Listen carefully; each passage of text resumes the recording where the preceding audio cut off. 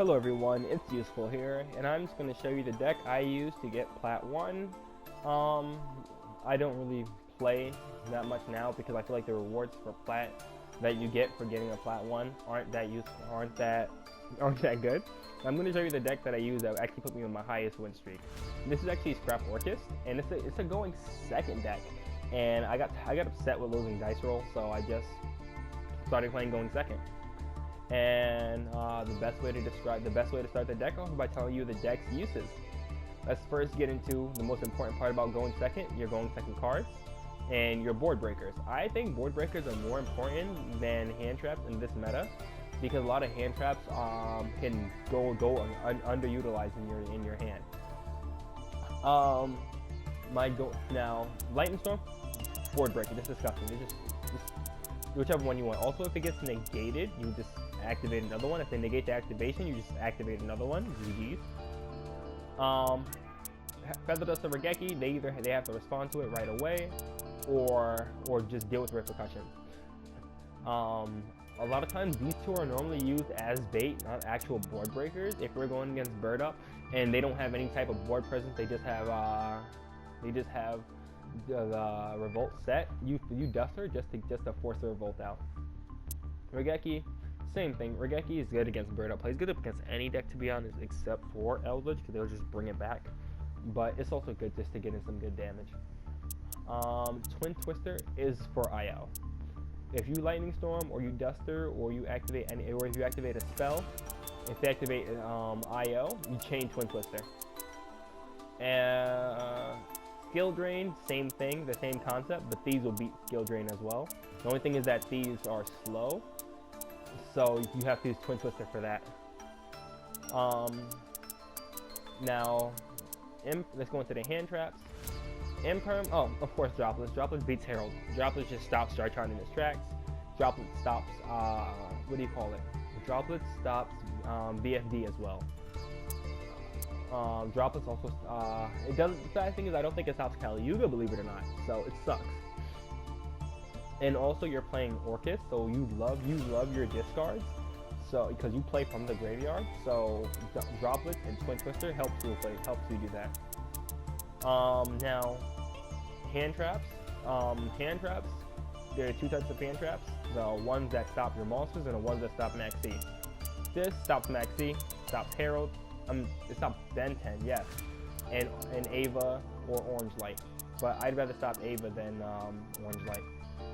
And stops Max C, stops Max C, and stops Max C. Imperm, whatever they have on board, it's just Imperm. I only play two for the simple fact that VW and Drytron do not care about Imperm because they activate in hand. And then let's get, so that's the hand traps, that's the board breakers. Now let's get into the baits, and then we'll get into combo. Foolish Burial is just bait. A lot of times it's just bait. Foolish Burial is just bait. Monster Reborn is an extender that is also bait. Scrapyard is also bait as well, because a lot of time, like, people ash this all the time, and I have these in hand all the time anyway. This is also bait. This is a Pot of Greed. Now, the reason I said it's a Pot of Greed is because Orcust cards play from the graveyard, so pitching a card does not hurt you at all. So you're not going -1 in card advantage. You're just going +2. Well, you're going -1 instead of going -2. So that's why I like this. And it's also, people see, oh my god, draw 2. No, I gotta stop that right now. And then their entire goal was to get an Orcust card in your graveyard. Now let's get into the combo. The combo is mostly going to be showed in the video, but I'll explain the combo.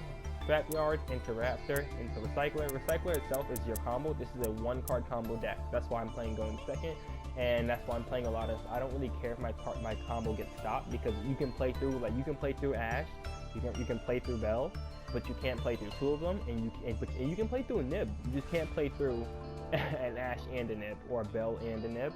I don't think you can make a feasible board with going against Ash and Bell or Imperm and something like that.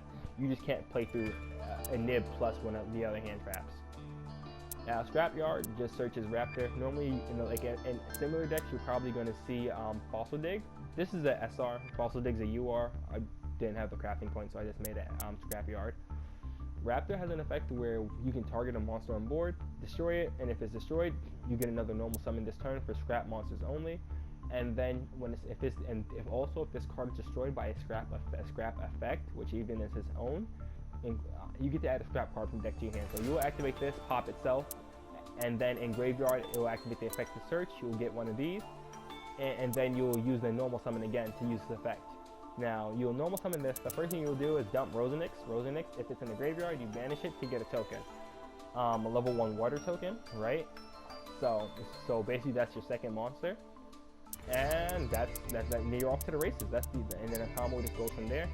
I will let the video show the rest of the combo, but I'm gonna point out some cards that I did not use in the replay that I'm showing here. The first replay is gonna be like a tutorial replay, but some cards you're not gonna see in the replay are Nightmare Phoenix. That's to get rid of IO. What else? Wyvern also can get rid of IO on its own anyway. Dingirsu plus access code is it's OTK. As long as you got Nightmare or anything with at least 100 attack on board, you win. Because 53 plus 26 is 79. You just need 100 more, and that's GG. Link Karibo is what you'll do is you'll normal summon Brass Bombard, make Link Karibo effect, banish it from the graveyard, special summon an Orcust from your hand, and you're off to the races. IP and Avermax, best combo in the game. If you're going against Eldritch, this is my combo because Avermax can't be targeted by card effects, that's his own effect, but also once per battle, when he battles a special summon monster, right? He gains attack and he gains attack during damage calculation, which means your opponent cannot negate it unless they have an effect that negates that negates the card activation or that alters the battle. So he's gonna win every fight against Eldritch. And Conquistador can't beat him if you use IP, because any card that uses IP as link material cannot be destroyed by card effects. So Conquistador can't even defeat him. But also say somehow he gets sent to the graveyard, he has an effect that shuffles shuffles a card from your opponent, shuffle a card into the deck. That's it. So even if you do get rid of him, he's taking somebody with him. I think that's pretty much it. Oh, Orchestron. If you're on the skill drain, Orchestron is 3k. Eldritch is what do you call it? 25. Orchestron will win. Dingirsu is 26. Dingirsu will win. While Girsu is 25, he will crash. I think that's it. Now, I'm going to point out where the removal is along your combo. And the good thing about Orcust deck is that their advantage is never always on board, and your opponent can easily forget about other cards you have. And that means they have to go toe for toe with every card of advantage you have. Now, normally, say for example, I had no other card in my hand. This right here is the combo alone, and I'm going to make the end what I have. This right here, as I said, is bait, but apparently my opponent didn't have bait, so let's go for it. The other good thing about baiting Foolish Burial, if they don't hit this, you don't want to telegraph what's in your hand. They don't negate it, so I said Heart Core, just in case, say if I get nibbed, I'll have Heartbreak Graveyard. Now, let's go with the combo. Also, if your opponent were to ash the Foolish Burial, you don't call by that. That's 100% bait. You don't call by that. You call by if they ash something later on, or if they value later on, or something like that. You also called by the Maxi.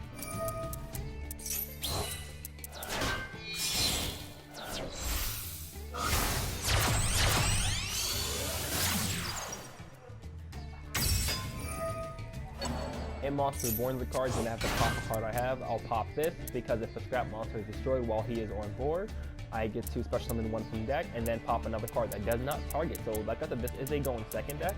So if my opponent had anything on the board in general, I'll pop their card and still have monsters on board, and I'll continue my combo. And if I have something like Lightning Storm in my hand, I'd set the Lightning Storm so I don't have to get rid of my Wyvern. But honestly, my combo, I don't care about Wyvern.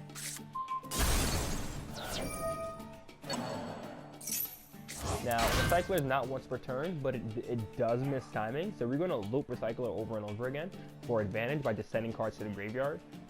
And as you can see, I didn't add anything to my hand, not once, so Droll doesn't hurt me at all.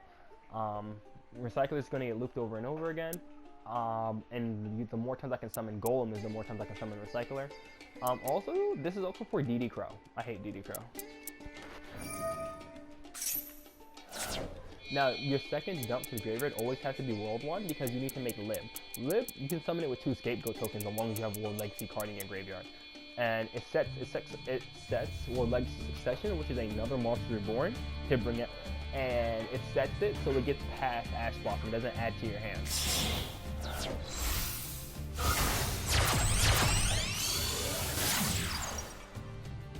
Now, Lib, if she uses Link material, you spin another card back into the deck. Pretty cool.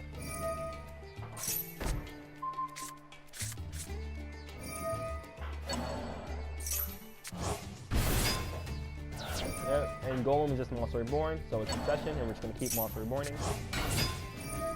Now we're going to dump another card. Now, at this point, I dumped Brass instead of dumping Nightmare, because at this point, like, you know, I'm like, yo, if you don't nib me now, you're not nibbing me ever, because I'm gonna get you now.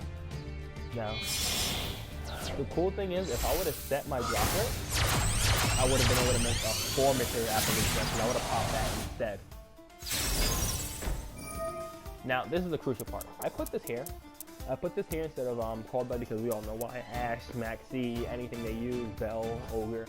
Now, the reason why I put this here is because this has an effect where when he's summoned, Foolish Burial, World Legacy, or Orcust cards, right? And if there are two other cards in his card's column when he does that, right, he becomes a tuner. That's very crucial. Now, Symbol Skeleton, I'm going to use that to bring out, I'm going to use Part 4 to bring out Symbol Skeleton, just so I can have another monster on board. Symbol Skeleton is a Monster Reborn yet again, and a mistake I used to always make is that I used to immediately go into Warlord Savage when I can just take these two and do what I'm going to do now.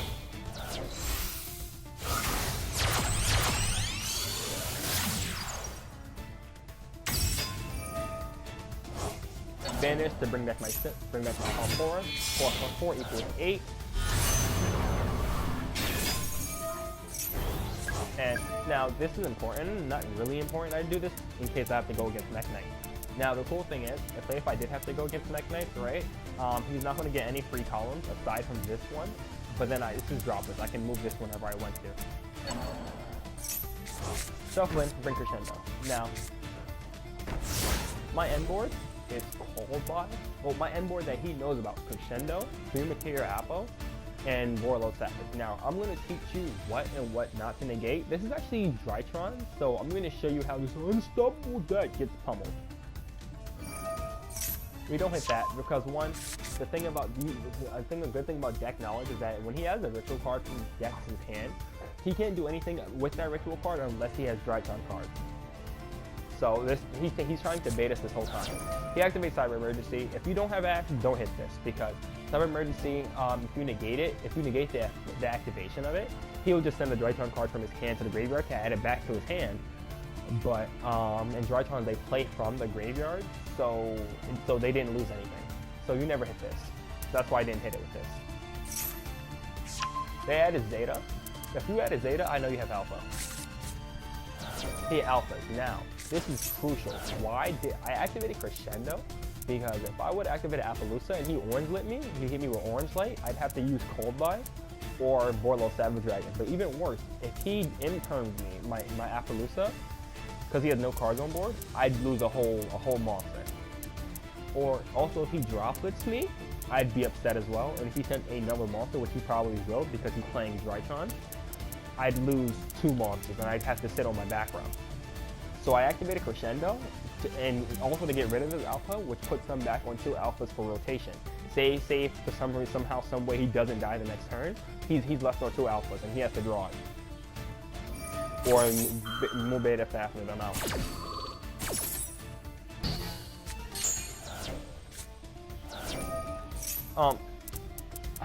Another reason why you don't, good thing I had Call By, because I didn't want him to droplets or imperm me or orange light me. So that's why I used the Call By on the dead 10 you're about to see. So I try to save these monsters also. As you can see, he has 4 cards in his hand right now. If he tries to interact with me, I have a negate for everything he's going to do. His 3 interruptions plus 1. That's 4 interruptions. So he's 4, so 4 to 4 to 4. I'm winning this fight. And then he doesn't even know what my back row is.